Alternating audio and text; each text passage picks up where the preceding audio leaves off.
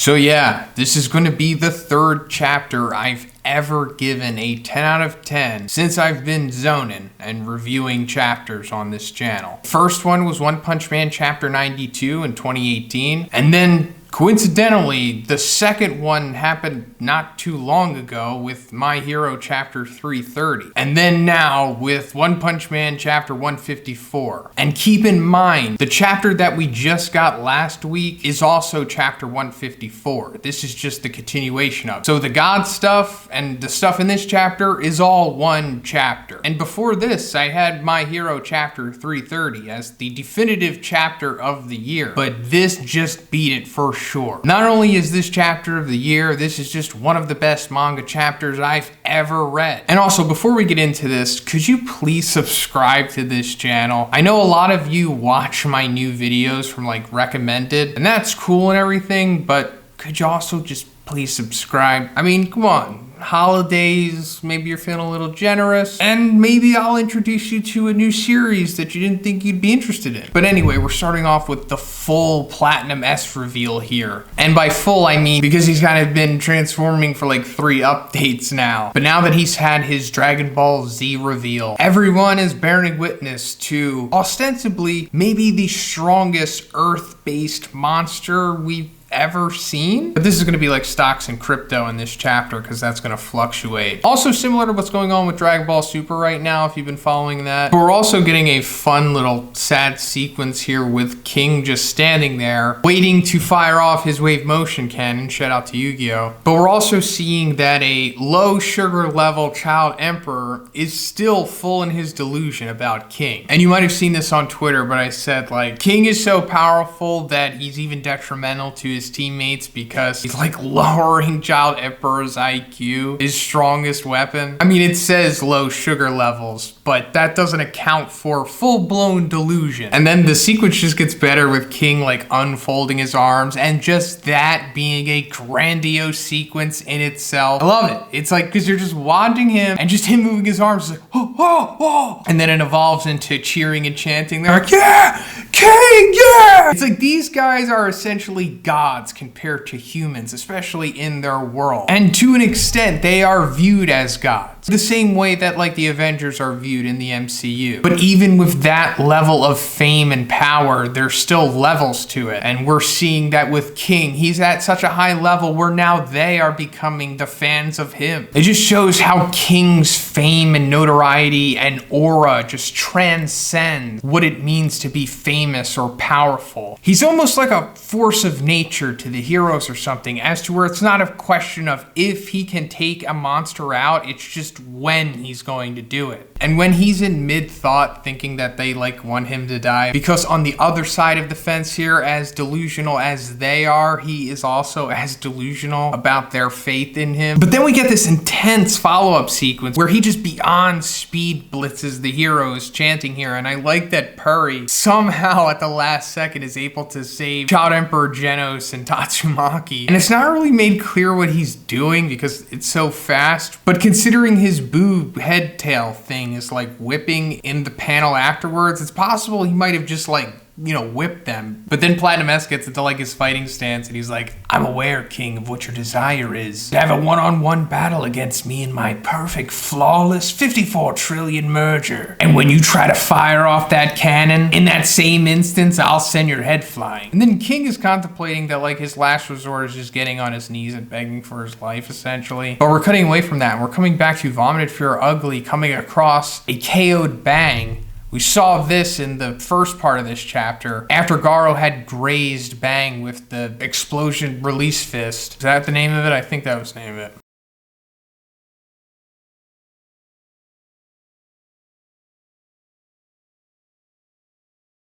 But on the other end, Bang had cleanly connected with Garou's face and it like cracked his candy coating. And he was like distracted by that, and we saw that's when Vomited Fear Ugly came in. And that brings us to him about to full body melting punch an unconscious Bang. But at the same time, we see Garou's monster candy coating crack, and it looks like in fact his human eye and flesh an eyebrow is under there. But then he also has like a werewolf style awakening and goes on to have one of the greatest sequences in the series. And that's saying a lot because this series has a lot of cutting edge, genre defining sequences in it. We're all within, I think, 1/100th of a second, he is kicking through Vomited Fear Ugly, killing him, then Olympic style sprinting down to where Platinum S is, and coincidentally converging with him at the exact same time that King has chanted his wave motion cannon into effect. But also in the midst of all this chaos, King is also revealing his secret to everyone, but it's falling on deaf ears anyway. But meanwhile, in this world where time has essentially stopped, Evil Natural Water is still cognizant here and can see Garo. This kind of reminds me of like Superman following the Flash in the Justice League movie. And he fires off on Garo, but obviously that's gonna do nothing. And Garo goes on to give him like a 1,000 piece combo and just eviscerates him. And meanwhile, from the perspective of onlookers, it appears that King has just destroyed Platinum S, Vomited Fear Ugly, and Evil Natural Water with one single attack. This is just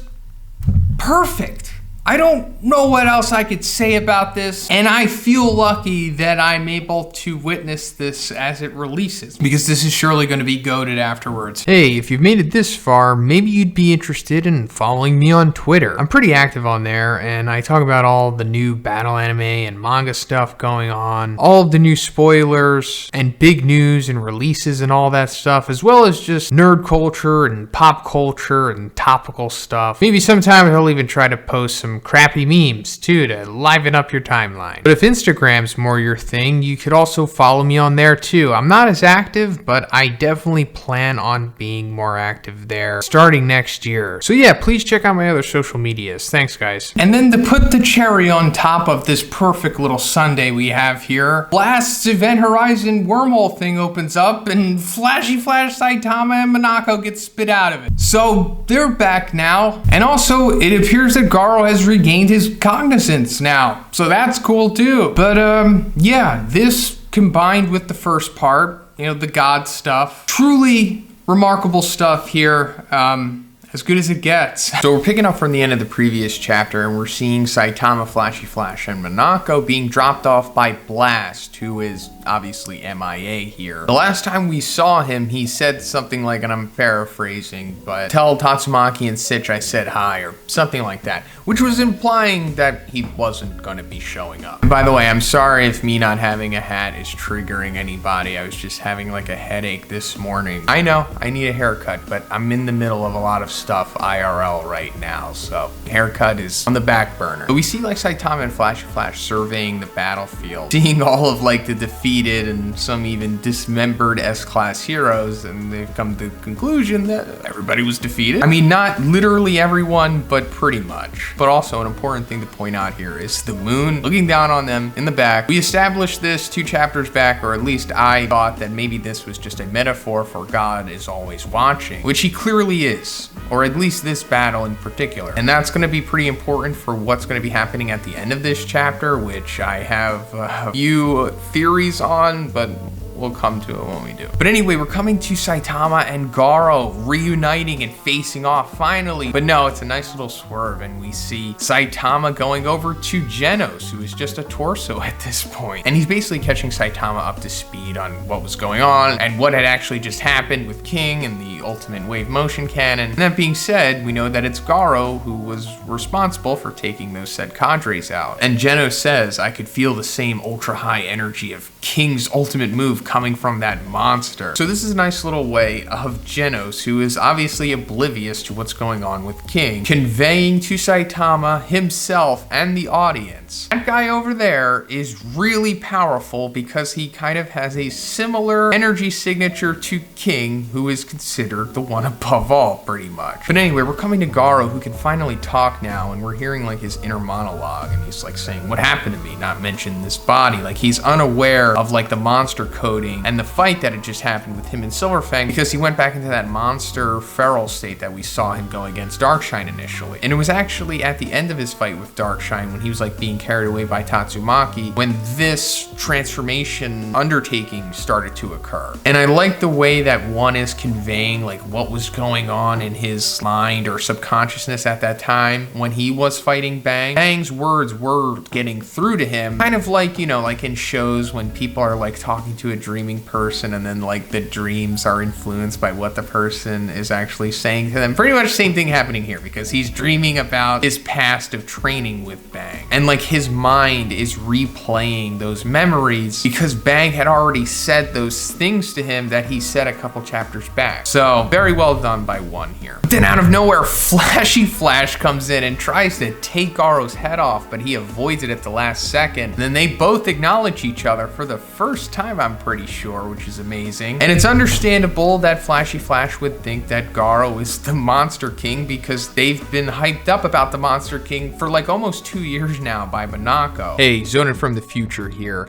I just wanted to say that this Monaco bringing up the Monster King and Saitama and Flashy Flash, you know, being intrigued by it, makes me think that what I talk about at the end of the video with Orochi coming back seems more likely than ever now, because, you know, if he just shows up, that would give a perfect opportunity for Monaco to be like, oh my god, it's Monster King Orochi, and then Flash and Saitama would be like, oh, that's the Monster King? And then, you know, after Garo defeats him, then he could be like, you know, I'm the new king. But no, Garo lets them know that, no, I'm not in that club. I'm not a hero either. I'm kind of doing my own thing, and both good and evil are gonna bow down to me. You got it? But if that wasn't enough, we're getting another out of nowhere moment where Platinum S comes back into the scene and does the iconic webcomic moment, allow me to pass through for a moment. But in the manga's iteration, he's doing it to Flashy Flash and Garo. I just want to put this buzzword out there right now because I think it perfectly describes what One and Murata have been doing with this series as of late, and it's hot shot booking. But I'll talk more about that at the end, because that's when it comes in the most. But originally in the webcomic, Golden S, not even Platinum, remember, he's like a new thing to the manga, he did this sequence like the Raging Demon type move, and afterwards saying, allow me to pass through for a moment. He did that to Tatsumaki originally, who is obviously knocked out right now in the manga's continuity. Then we get another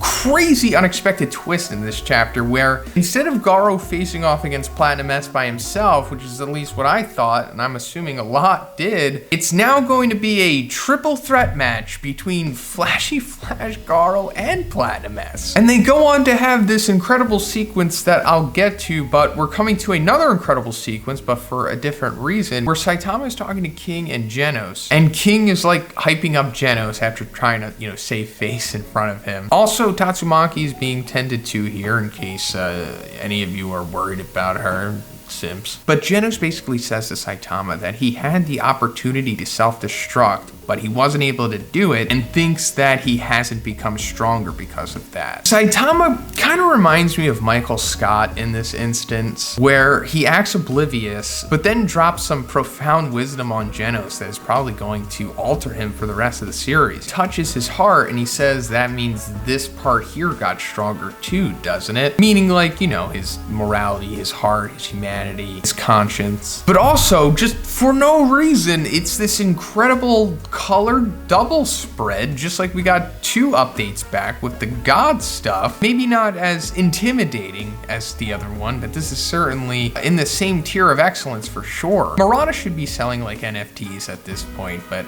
he doesn't really even have to. And also, this is kind of like One and Murata like telling the animation studio that's going to animate this scene in 10 years, this is how we want the scene. The camera's going to be looking at this perspective up from them, Saitama looking down on Genos, touching him, and then in the background we're going to have the crazy Dragon Ball Z geometry fight in the sky. Wow. But speaking of the Dragon Ball Z geometry fight, the world is actually able to see that because there is like a news chopper out there still for some reason filming this stuff. I get it, it has to be filmed. There has to be a reason why Suiryu and the rest of the characters that are going to be watching this battle, because it's going to be influencing the events of the next arc. Yes, there's going to be a next arc, in case you were wondering. This is not the end of the series. The next arc is probably going to be even longer than this one, believe it or not. But we're seeing what's like actually happening in the geometry reveal real time. And we're seeing Flashy Flash going head to head with Platinum S here, which is surprising because, I mean, Flashy Flash is obviously strong. I mean, I've hyped him up literally for years now, and I've always put him in the top of the S class. If you would have asked me like yesterday if he could have went head to head with Platinum S, I probably would have said no. I mean, I would have said something like he could maybe hold his own for a little bit, but it would be unlikely that he would eventually amount any kind of substantial offense. But that's not the case. He's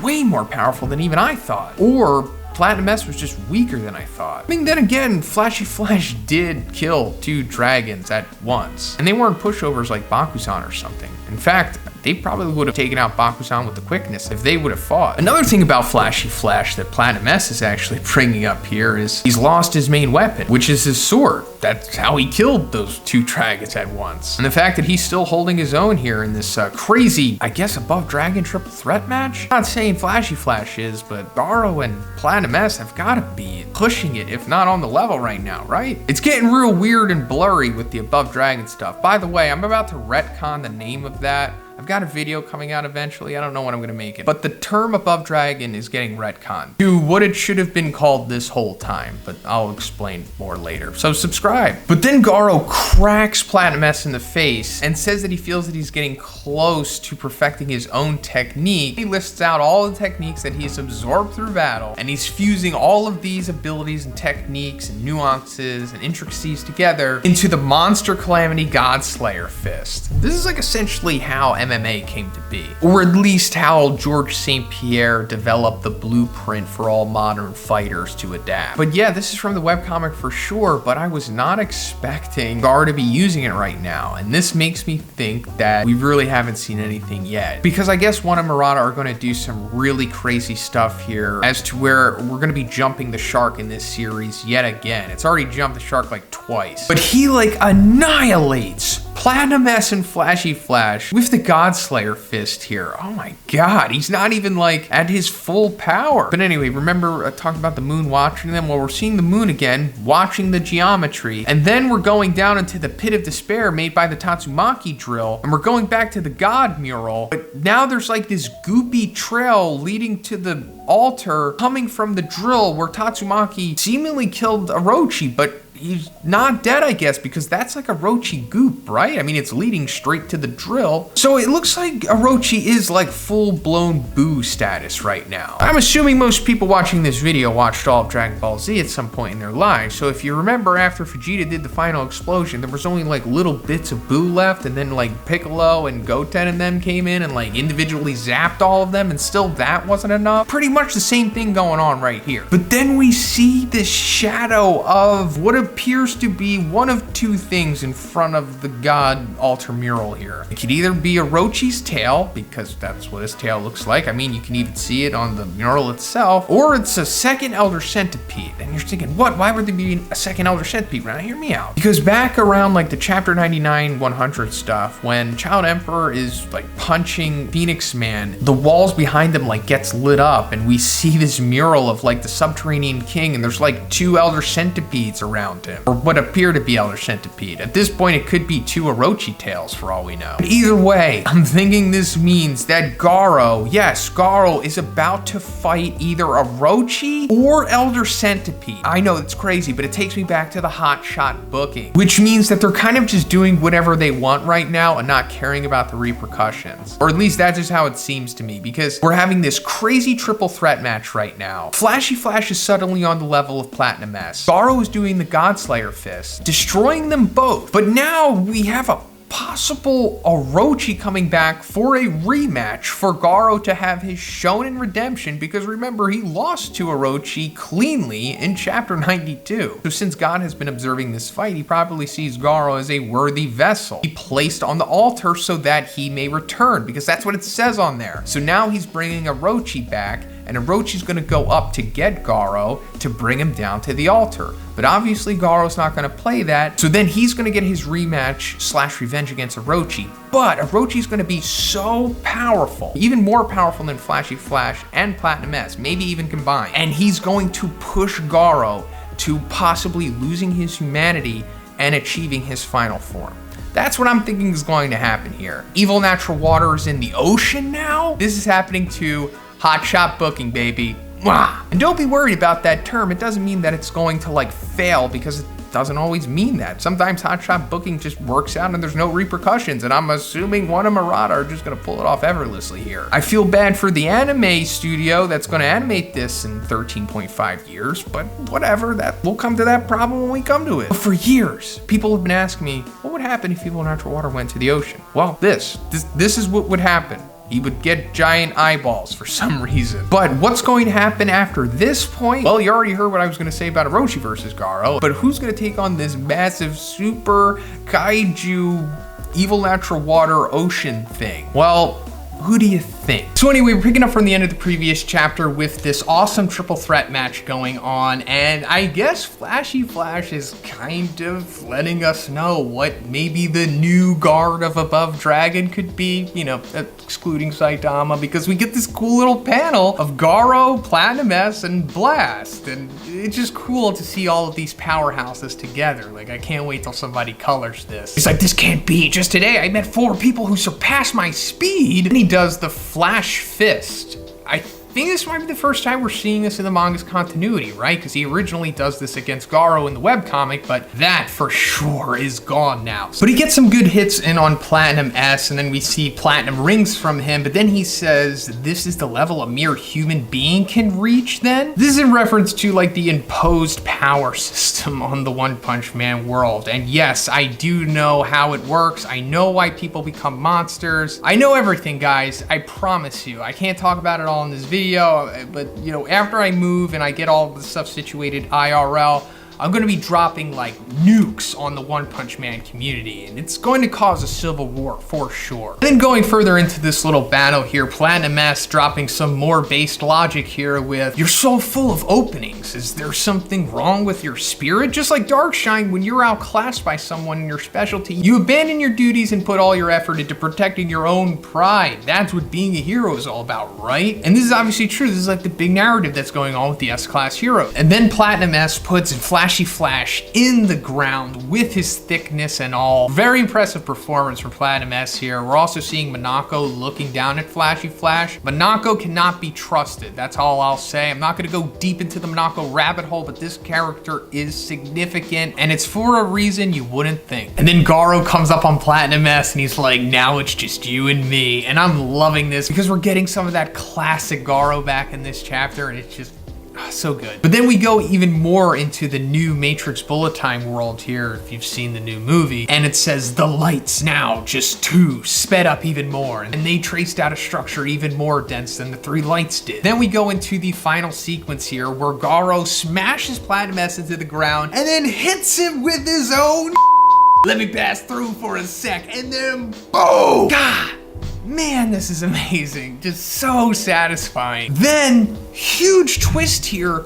Blast is in front of Tatsumaki, but it's actually not Blast, it's God. So this is a big reveal here, because now it appears that God uses Blast as one of his methods of influence. And this for sure, in my opinion, means that the Blast that we saw My Mask see back in his flashback, that was God for sure, which is why My Mask is all, you know, the way that he is. He gave over to the left path instead of the right. But then we see the real Blast come back. Blast is back, guys. Then he's like, you resisted it. You sure have grown. So what's going on here is God is like purposely going after the Espers. I mean, Homeless Emperor is kind of like a different thing, but I already talked about that in my video explaining how one was heavily influenced by the writings of Clive Barker and Hellraiser. But there is a specific reason why God has to go after Espers for his vessels, more or less, and why he's always like choosing them. Can't really go into it now, but I'll tell you that it's this aspect of the story. This one singular one is what I don't really like about one's writing, because it goes into a problematic thing that all of these other series are doing, unfortunately, and it's just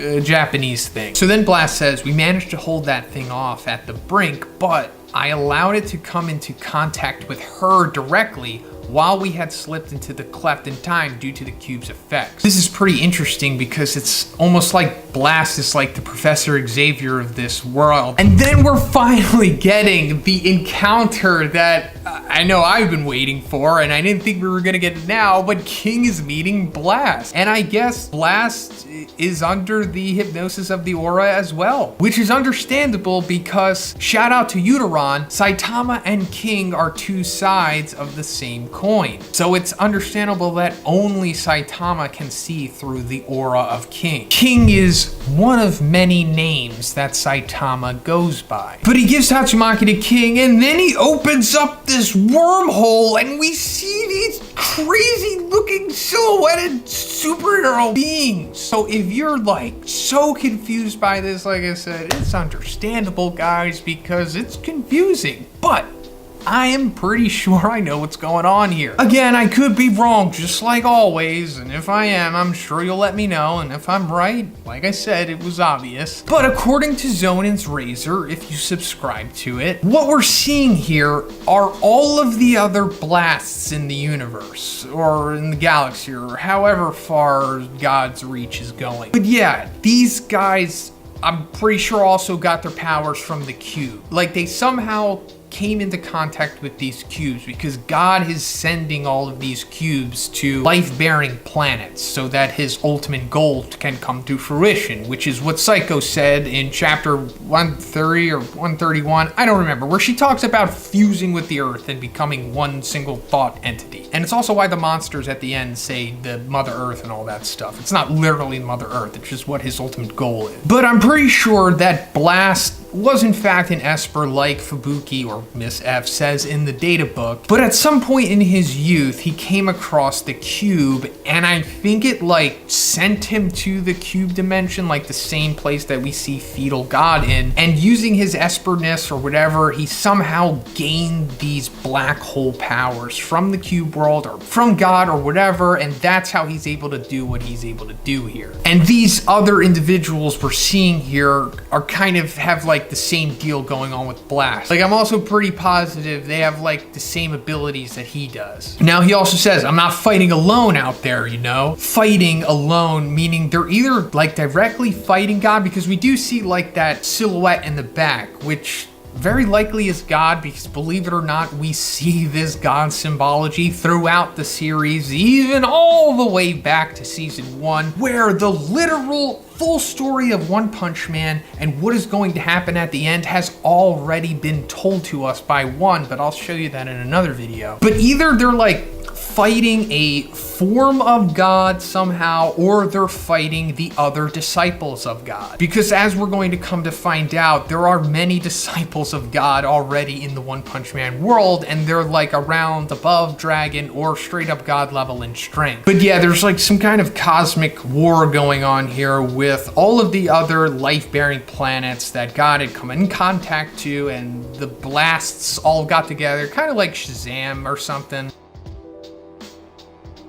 And they're either fighting directly against God himself or his disciples from all of the other planets or whatever. But anyway, the new Elder Centipede comes out of the ground. It said it was either going to be a Rochi or this, and it kind of looks like a fusion of the two, but I guess Sage Centipede or whatever it's going to be called. He comes out and he says, we have been sent here to destroy the abominable fist that turns against God by incarnation of our Father, the Earth. Again, like I said, not literally the Earth. And then we see evil natural water, who is now evil ocean water. And I even truly understand why this thing exists. Yes, it said it was created by Psychos, but like, I know why it was even able to become a thing. And the name evil natural water is genius. God, I love One. But then the goat Garo comes in and he's like, how about no? But it opens up with us seeing the support team and all of the affiliates like getting out of there on a chopper. And Terio and Waganma are on this chopper as well. And while Garo is fighting Sage Centipede, he notices with his beyond eagle vision that Terio is in the chopper. So now we have upped the stakes for Garo once again, and he has more motivation than just becoming the ultimate fear of the world. he now has to save Terrio once again. I'm pretty sure this chopper is going down or Terrio is going to come back on the ground. He just kind of has to. Because it's like super important that Terrio bears witness to Garou's full character arc that he is going to eventually have. Nothing is guaranteed at this point in the story, not even what I'm going to say later on in the video. Just keep that in mind. And while Garou is a near perfect monster now, as one said many years ago, he still has some flaws to him, such as empathy. Because Sage Centipede notices him scoping out Terrio and realizes, oh hey, he's interested in that, and we kind of know that Garou is on the fence of being a full-blown monster or being a human. Now, why would Sage Centipede know this? I don't know, there's kind of like this monster slash god Akashic records going on, but Garou winds up getting messed up by Sage Centipede and shot at by Evil Natural Ocean's Ocean Grand Cannon. I mean, the fact that he took this on the chin is ultra impressive, but that's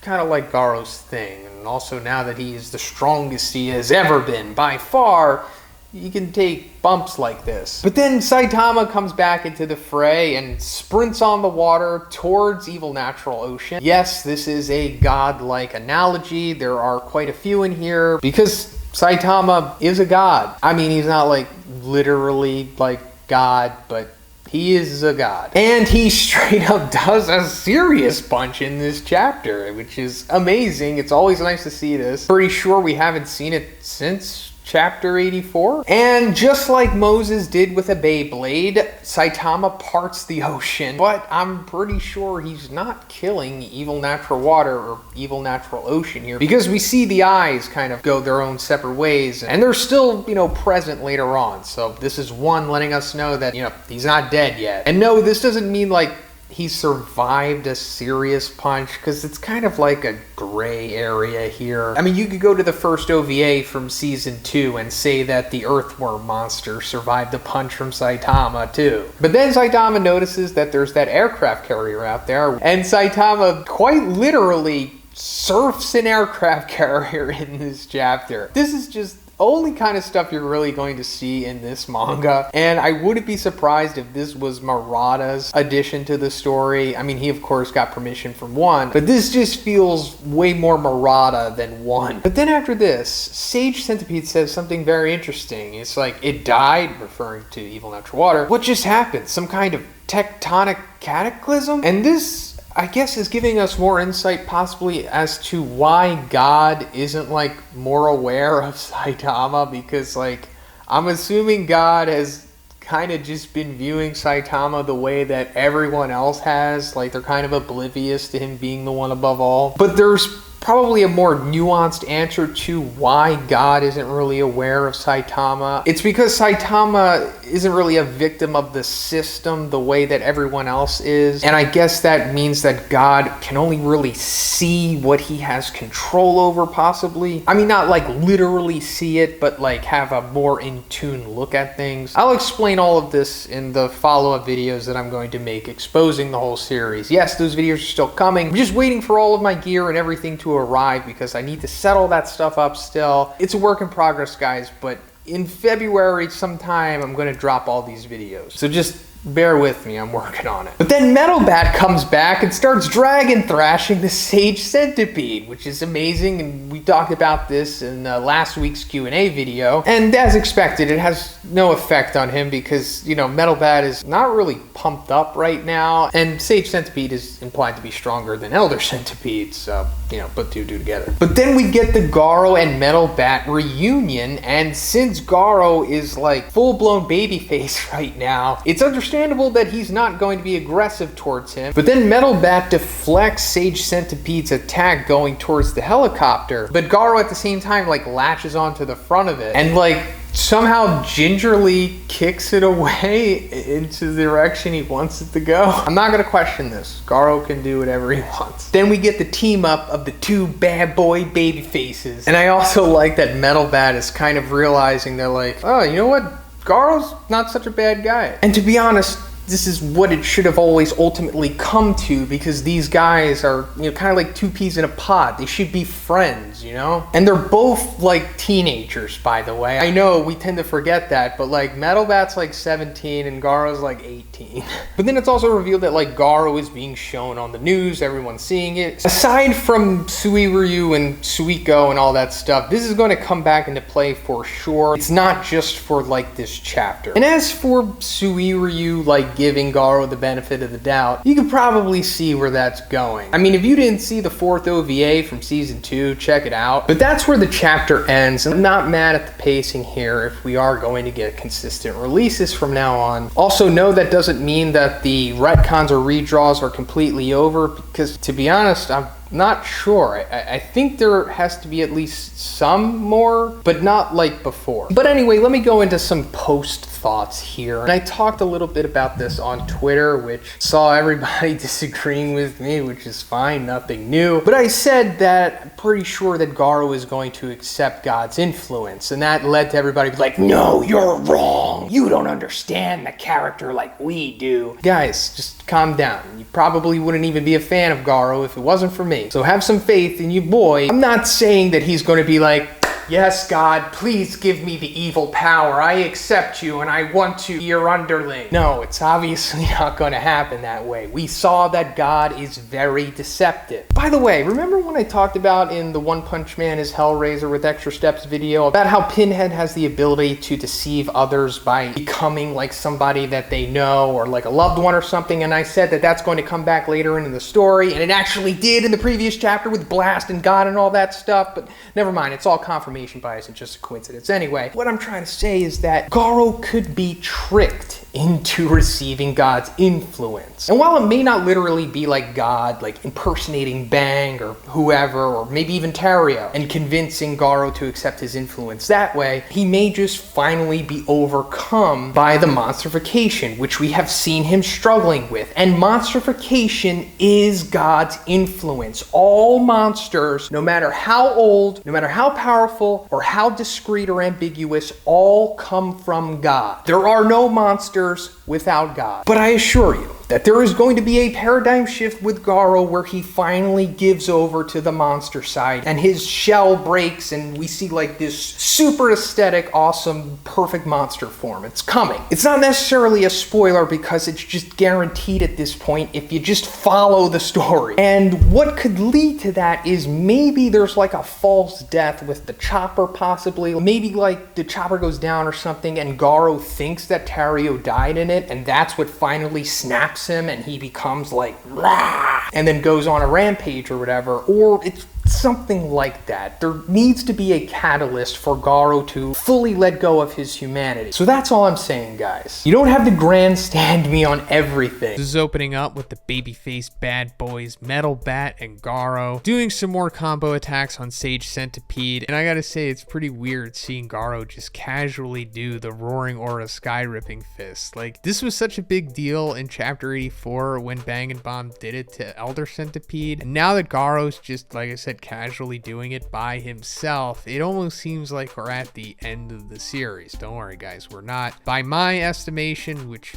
means nothing, we probably have like at least another 10 years of the manga to go, depending on if One and Murata want to make it that long, of course, which I'm guessing they do. And speaking of Elder Centipede, we see that Sage Centipede kind of has like the same dynamic as him, only extrapolated to the Ryuijo level. That's right, I said Ryuijo. That is like the new term that I'm going to use for Above Dragon now. You can check out this video. But like, you know, the regenerating and the carapace cracking, Garo comes to the realization that, you know, we have to destroy him from head to tail. Basically the same way that Saitama defeated Elder Centipede. Easier said than done since no one here is packing that kind of power. I also like how in this chapter, One almost goes out of his way, I guess, to cater to the part of the audience that is like super concerned with like the portrayal of powers, because it's like protecting Sage Centipede, but it's also like protecting Garo and like seriously grounding Metal Bat. And what I mean is, like, it's showing us that, like, Metal Bat is only kind of minorly assisting here. Garo is for sure doing the majority of the damage. Anyway, we're coming back to the helicopter and we're seeing the support team in there, you know, trying to assist any way they can, because Sage Centipede realizes that, hey, you know, I gotta go back after that helicopter because that's my leverage to take down Garo, you know, since Tario's on board. Also, guys, could you please subscribe to this channel? A lot of you, I mean a lot of you, consistently watch my One Punch Man reviews, but you don't subscribe, and it's understandable, but could you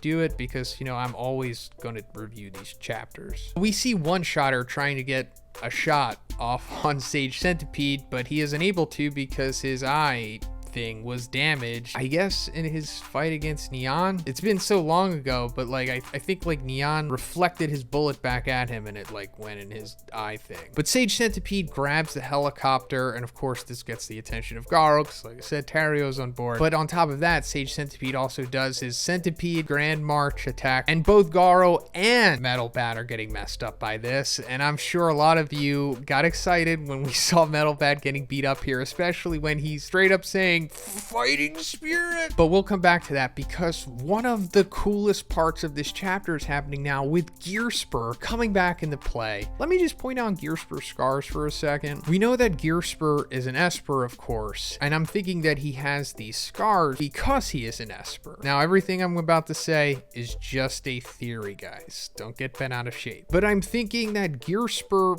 is similar to Tatsumaki, who is similar to Blast, in that the thing that they all have in common is that they were all at one point in their lives put inside of that testing facility that we saw with Tatsumaki. Now, we didn't see any kind of operations done to Tatsumaki, but I'm pretty sure they are the ones who did the operation or whatever's going on with these scars to Gearspur. And this is all for the purpose of unlocking the power of the cube. Like, I'm pretty positive that's why Tatsumaki was in that facility, and that's why, in theory, Gearspur would have been there in his youth, and I'm pretty sure Blast was there as a kid as well. As for him getting the helmet, I wouldn't be surprised if that was given to him by the organization, but that's another story for another time. But anyway, Gearspur, with play of the game here, psychically links his mind up with One-Shotters and gives him Esper vision so that he could shoot Sage Centipede. And of course, this wasn't gonna like do any kind of significant damage, but at least it did enough to allow Garo to escape from his grasp. Then, as Garo is breaking the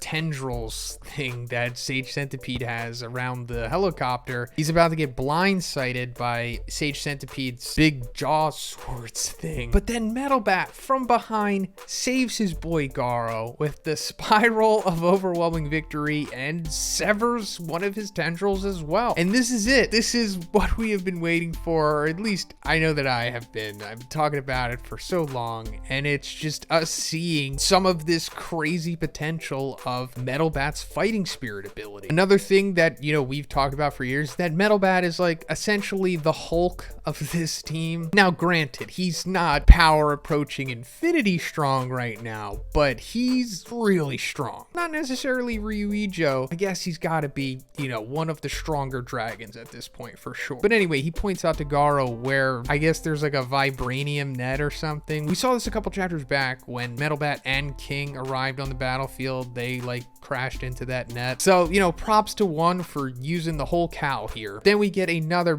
massive combo attack from the babyface bad boys, and it does some serious damage to Sage Centipede. Now, going back to what I was saying about Sage Centipede kind of being protected here along with Garo, the narrator comes in and tells us the reason their individually released techniques just happened to form a combo attack was due to the fact that despite the vast difference in their raw power, the nature of that power was extremely similar. Resonance and amplification. This is actually like a really good explanation from One here. But when he pointed out resonance and amplification, it made total sense to me. And I'm like a complete idiot, so that tells you right there, One's doing a good job. But I looked on Google for like a great way to explain this, and I found like this picture of these two tuning forks. So tuning fork A can represent Garo, of course, and B can represent Metal Bat. You have this big, powerful sound coming from tuning fork A, but then tuning Fork B, not as powerful, but similar in strength. But when they kind of resonate with each other,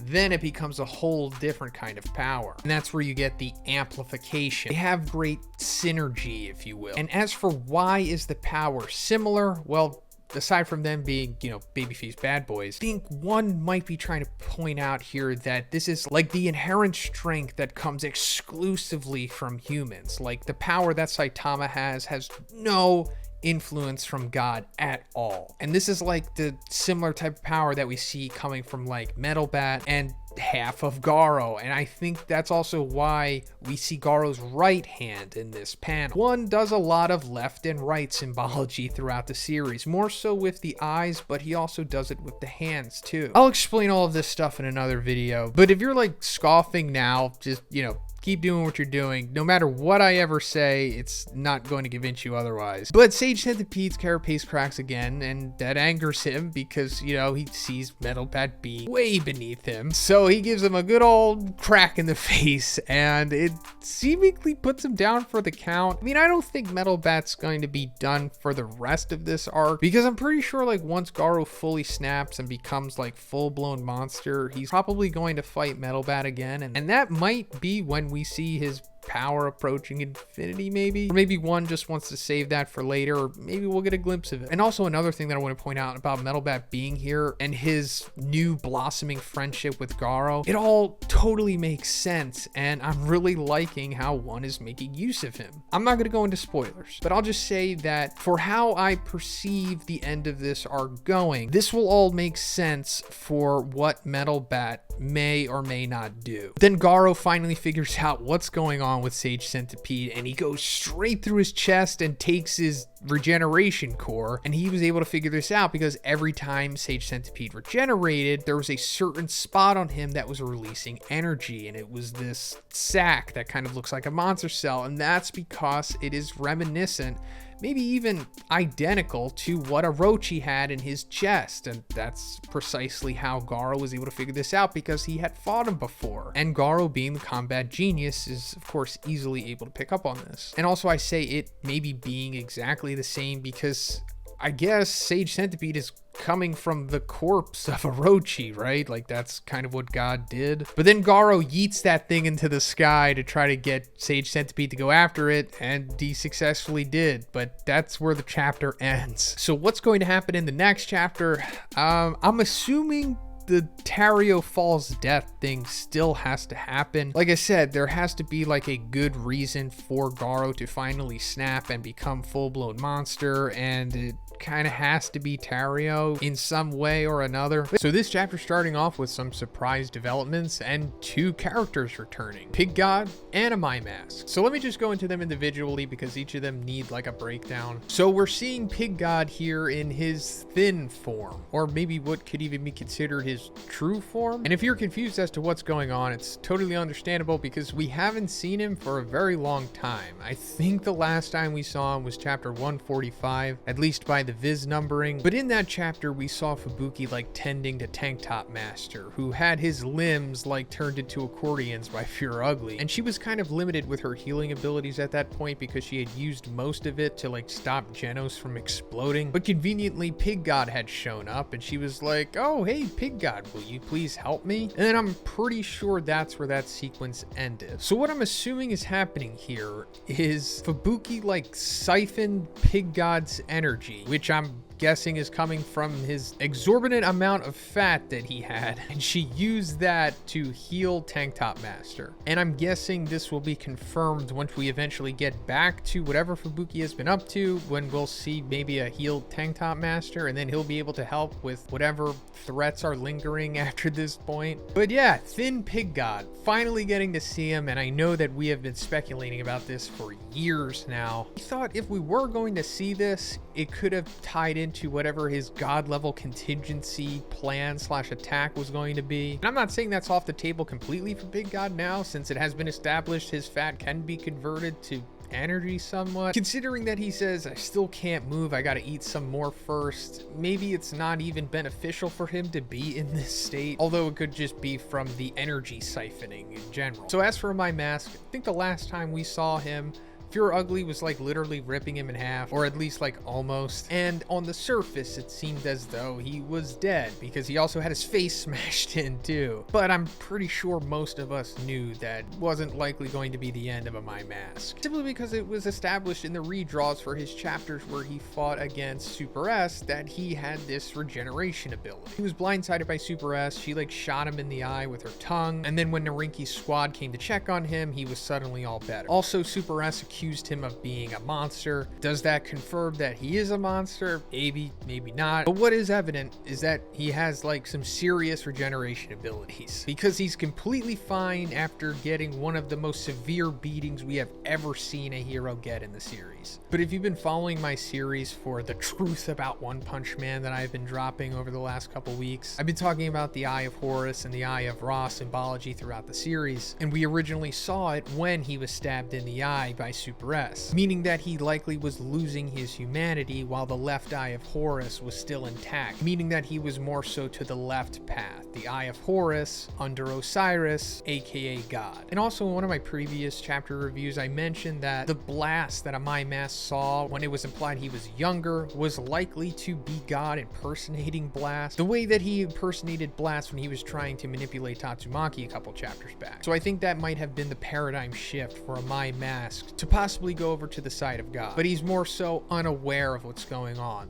kind of like most of the monsters and just all of humanity in general. And I'm pretty sure we're seeing more of the Eye of Horus and Eye of Ra symbology in this chapter with a My Mask, because we see him covering his right eye with the left exposed, saying, "A disgusting monster ripped my favorite skinny jeans." That's like a very vain statement, goes more into God's side of things. But when we see his right eye, he says, "I'm gonna F that guy up like he did my jeans." A righteous retribution, taking down monsters, which is more so on the side of Ra, Saitama, the sun. So there still is hope for a My Mask, clearly. He hasn't completely lost his humanity or his light yet, especially since he is unaware that this guy is Pig God and he still wants to lead him to a safe place. But anyway, this is great because now My Mask is going to come back into the battle, and I'm assuming once Pig God is done eating gums here, then he will join the battle. And like I said, Tank Top Master could be back in the fray as well. So things are looking good for the heroes now, until eventually they're not going to again, maybe. But anyway, we're coming back to Garo facing off against Sage Centipede, and at the end of the previous chapter, we saw him throw that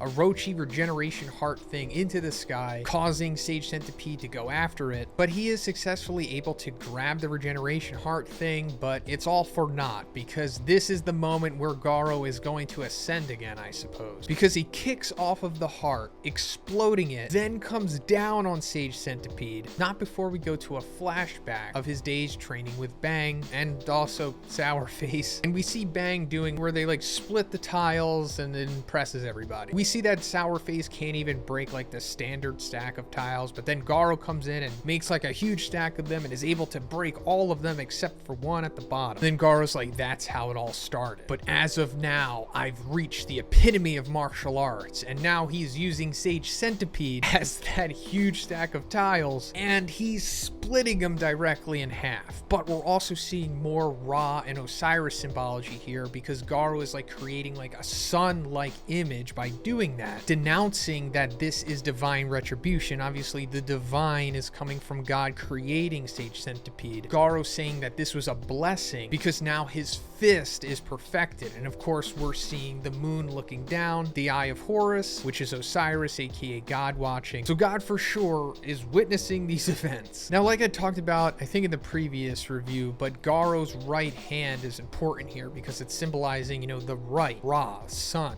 good, humanity. And it's, kind of glowing, similar to the sun, and we went over how he created that parallel there. And also him referencing Bang, saying, I broke all of them this time, old man. But the thing is that Garo's hand still does have like a monstery aesthetic to it. He does have like the long nails, even though it appears that some of this shell that has been on him has cracked off of it. But him saying it's perfected obviously is making us think that, okay, so does this mean that he is closer to his perfect form? Once the whole shell comes off, will his whole body look similar to this? Or has his nails just simply grown and he still is retaining his humanity in the right hand instead of the left? To be honest, I'm not really sure. It's very ambiguous as to what's going on with him, especially now that Sage Centipede has been defeated and he is not fully awakened yet. That brings me to what I was talking about with the other threats that are out there. Well, now that Sage Centipede is gone, and we also talked about how Evil Natural Ocean isn't completely dead because his eyeballs are still intact, and aside from just God himself, who could always, I guess, just keep spawning dragons and stuff, Psychos,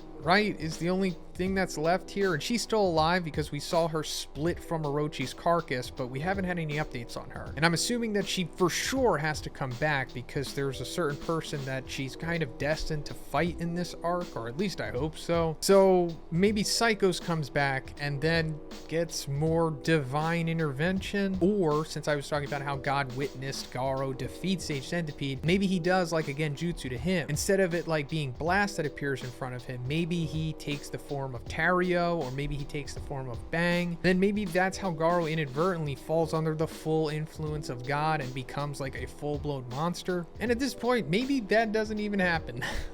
I mean, it would be odd because like the story kind of has to go in a certain direction, and if it doesn't, I'm very confused at that point. Oh, okay. A My Mask has Metal Bat here. This is always nice because we know that their grudgery goes all the way back to season 1. The iconic scene with them interacting with each other after the Boros invasion. Not too happy with each other, of course. This arc has kind of been showing us that there's been a dynamic shift with the S-class heroes, or more so the ones that are here. There's more camaraderie among them. How long will that last? Will the next arc touch on that? I don't know, maybe. So he's looking over to Minako, tending to Flashy Flash, tapping him on the head. That monster, is it trying to assassinate Flashy Flash in his sleep? I don't trust Minako. She bears the Eye of Horus. I know that she's like on the surface like, hey, I'm likable, guys. I'm a babyface monster. And maybe, but the Eye of Horus, it never lies. But maybe in this case it does. A My Mask coming over here and is about to kill Minako. It's the aircraft carrier that Saitama has been surfing. Well done, King. You rescued Tatsumaki, I see. What?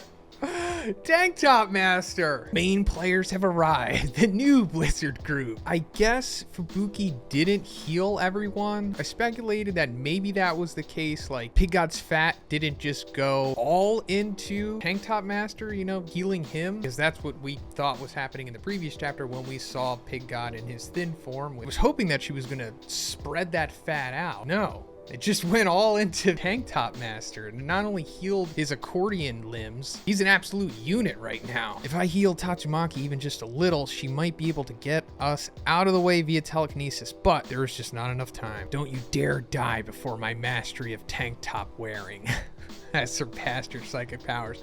I wonder if that's ever going to happen, if we're going to see something like that in the future. Tank Top Master's getting the whole group here together, mushing them into a meatball. Blizzard of Hell exhausted all of her energy healing the injured. You need to land on the deck ahead of time and catch everyone. All right, how's he gonna pull this one off? Of course, it's Saitama. So Garo split Sage Centipede in the previous chapter, and as the half of his corpse was falling down, Saitama rode the aircraft carrier in right in the perfect spot so that when it fell, it would fall on the aircraft carrier, protecting the new Blizzard group below. That was a close one. Great call, King. Pig God. All right, he's back and he's fat again. I guess him eating Gums' carcass and whatever else he was able to get his hands on regained his true form. And oh my God, he's just eating the entire group here, protecting them. All right, back to Garo. Oh, wow. Okay. Saitama coming down and encountering Garo here. Is this going to be it? Oh yeah, what happened to the sea monster? Good question, Garo. What did happen to Evil Natural Water? He's technically still alive because Saitama did that serious punch and split the ocean. His eyes were still intact, implying that he was still going to be a thing. I don't know if he's still going to be Evil Natural Ocean, but he's probably still going to be Evil Natural Water. All right, so Saitama is here countering Garo, and we've been talking about this the last couple weeks. Like, who is Garo's next opponent going to be? who is going to push him to becoming awakened or just achieving his final form. And since there was like little to nobody left, speculated that maybe it was going to be Saitama. And he starts beating down Garo, you know, unlike Garo has ever been beat down, even more so than Watchdog Man. And then that's what pushes Garo to becoming awakened, either unknowingly accepting the influence of God, or he's encountered by like a version of God. As we've seen, he can become Blast. Obviously, he can become other people. I'm assuming he's not just limited to being Blast. That's not like his only ability. He becomes Tario, maybe he becomes Bang, maybe he becomes somebody else. And that influences Garo, maybe. We're about to find out what's going on with Saitama and Garo here, finally facing off for real this time, I'm assuming. Last time they kind of just locked eyes, but that was kind of like a little red herring. Wow, Saitama's true form, almost. One of the rare times we're getting a glimpse of like what he actually looks like. I think this means that Garo can see the true Saitama here. What are you supposed to be? Oh, come on. I want more. It's all right. Well, I know that Psychos is still out there, obviously. We talked about this many times. She has not died. And she did talk about in chapter 92, or what is it, 90 on Viz, that she would make him even greater than Orochi. So will she have some part in Garo awakening? Or will it be Saitama that does it? Like, is Saitama gonna punch Garo and then it's gonna break off the shell here, similar to how his right hand has been broken? And he's like, I don't know, something happens. He has to have some kind of transformation here. He has to go like full-blown unhinged. Because if he doesn't, then that's going to be like really anticlimactic, right? Because what else is the end game to this arc? It's all been building the two protagonists. They've all been going on their individual paths. It's like a tournament kind of, and they're all converging at this one point. The stakes, I'll say, have to be elevated to a point of where the audience thinks that Garo can challenge Saitama more so than anyone else has before. Now, obviously, the majority of the audience knows that no one can defeat Saitama. But the whole intrigue here is seeing who can push him the furthest, who can draw out the most of Saitama's power, right? That was the whole intrigue of Boros and the intrigue of Orochi. How far are they going to push him? Is he going to have to do something new to take this guy out? It kind of has to happen here. Garo has to transform. He has to become unhinged and go back to the mind state that we saw before he came to the surface. Like when he was struggling with himself after he defeated Darkshine. He's like, I want to be the absolute evil, or whatever he was saying, I'm paraphrasing. And then the whole little inner monologue fantasy sequence of him becoming like this kaiju and like eating monsters and everybody's running. Like, I need to become the ultimate evil so everybody can, you know, unite in their fear of me. And that's the way I can bring the true peace to this earth. That has to happen. I mean, it not come to fruition, but him realizing that that's what he ultimately wants. And I know that it has deferred away from that into him becoming like this typical shonen MC or seinen MC, where it's like, I'm a good guy and I'm saving everybody, but I'm also a bad boy. That is Garo at his core. But before the whole entire character arc can be completed, he needs to go through this whole aspect of him where he was mistaken. And Saitama must show him the light. He's been following the moon. Now Saitama has to show him that you must follow the sun instead. And by doing that, he needs to beat some sense into him, quite literally. That reminds me, what was it, 4 years ago, when Murata was talking on his live streams when he used to stream, when he said that Saitama versus Garo will surpass Saitama versus Boros, right? Said something like that. So that could change, and there could be no fight, but I'm still thinking that has to be the case, because also there has to be some massive ending to season 5, 6, who knows? I have faith that they're going to land this to where it needs to be landed.